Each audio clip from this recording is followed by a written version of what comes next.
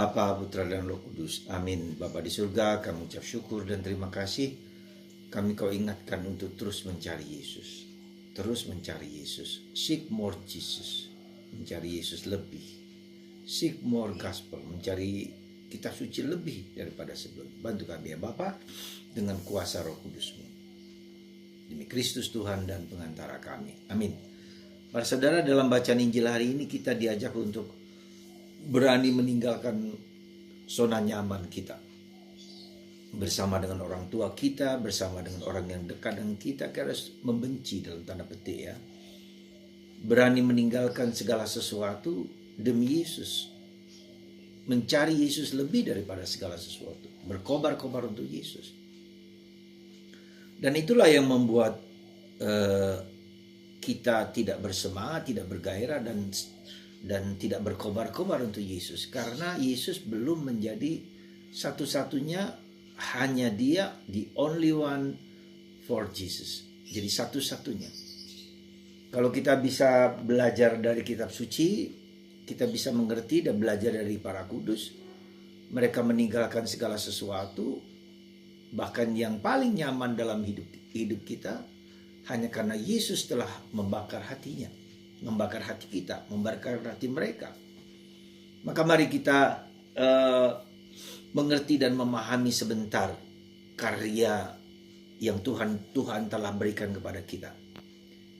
Jadi pertama-tama harus kita sadari ada berapa poin penting yang harus kita sadari. Pertama adalah bahwa Tuhan mencintai kita so much. He loves us so much. Ya, Ia mencintai kita lebih daripada yang kita pikirkan, kita harapkan, kita duga. Dan sekali lagi, Tuhan mencintai kita sungguh luar biasa. Dan bagaimana cinta Tuhan, dan dia punya rencana. Ketika dia mencintai kita, dia punya rencana, plan amazing, ya, rencana yang indah, rencana yang hebat, rencana yang luar biasa. Ya, jadi Tuhan mencintai kita bukan hanya sekedar mencintai kita, tetapi dia punya rencana dalam diri kita. Yang ketiga, rencana itu dipatahkan, dikoyak, dihancurkan bahkan oleh dosa. Ya. Dosa yang membuat rencana Tuhan itu menjadi batal, atau menjadi tertunda, atau menjadi gagal. Dosa itulah. Nah, keempat, dosa itu telah dihancurkan oleh Yesus. Allah mengutus bagaimana caranya untuk mengembalikan rencana Tuhan yang indah, yang luar biasa itu dengan mengirim putranya Yesus untuk menghancurkan dosa, ya, dan telah menghancurkan dosa lewat salib, lewat korban, lewat penderitaan, lewat jadi Tuhan itu terus bekerja gitu loh. Tuhan itu terus hadir. Jadi meskipun ribuan tahun dia tetap hadir. Nah, kelima, ketika kita tahu, mengerti, faham bahwa Tuhan itu mencintai aku, maka aku harus meresponsnya, ya, harus menjawabnya. Ketika aku menjawabnya, apa yang kita jawab adalah, nah dari 1, 2, 3, dan 4 ini kita melihat kasih Tuhan yang luar biasa. Jadi Tuhan mencintai kita.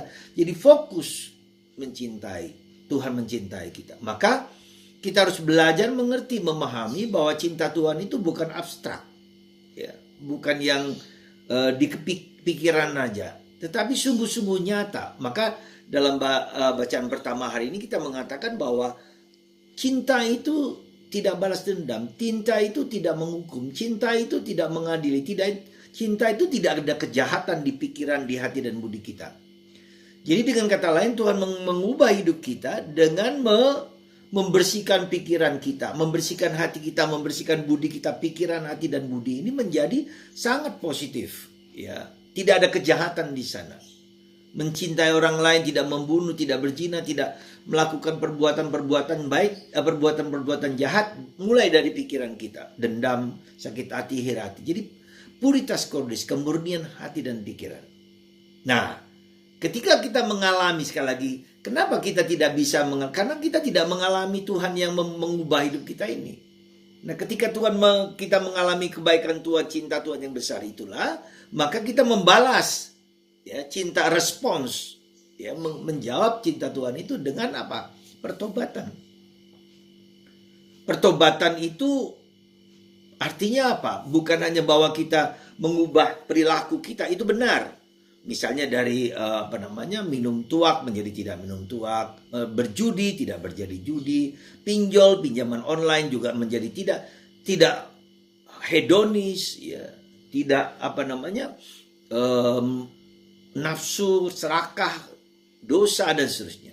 Nah, itulah maka jawaban kita adalah jawaban pertobatan, ya, bertobatan. Nah, pertobatan itu berarti orientasinya bukan kepada mengubah diri kita, tapi orientasinya pada Yesus. Yesus yang telah menyelamatkan saya itulah selalu pada Yesus. Cara pikirku, cara memandangku, cara hidupku, hari-harianku, itu cara pandang, cara hidup Yesus itulah yang menjadi cara pandangku.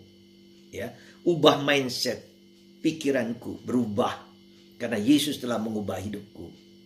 Jadi fokusnya tidak lagi kepada diriku sendiri, tapi kembali lagi fokus kepada Yesus. Nah, oke, ya. Jadi kelima. Keenam, apa yang harus kita lakukan? Nah, keenam, lalu kita mencoba mewartakan apa? Mewartakan Kristus kepada orang lain. Jadi apa yang kita alami ini kita wartakan. Tentu saja dengan bahasa, tidak perlu kepada orang lain berkhotbah tentang Yesus segala macam. Enggak. Ada dua sisi. Pertama adalah dengan perbuatan, dengan tingkah laku, dengan sikap kita yang baik, yang hidup baik, mencintai sesama dan seterusnya. Kedua, dengan kata-kata. Ya. Maka perlu dengan perbuatan baik dan kata-kata itu kita berjumpa dengan orang lain lewat conversation, lewat percakapan, mulai mengerti orang lain, melihat orang lain dengan problem, kita memahami, kita menjadi peka dengan kebutuhan orang lain. Ketika orang lain sedih, kita mendengarkan. Ketika orang lain mengalami kesulitan entah finansial, entah apa, kita bisa membantu sejauh kita bisa membantu. Jadi ini adalah suatu misi, ya, suatu misi, suatu karya, suatu kerugma, mewartakan Kristus. Kerugma, ya, mewartakan Kristus yang telah kualami ini, kubagikan pada orang lain. Nah, di saat inilah, yang terakhir inilah, saudara, kerap kali kita tidak memberikan kesaksian, memberikan hidup. Ya. Nah, itu yang menjadi kekurangan kita. Seringkali kita merasa, aku tidak bakat, aku tidak tidak punya kemampuan itu. Tak apa-apa.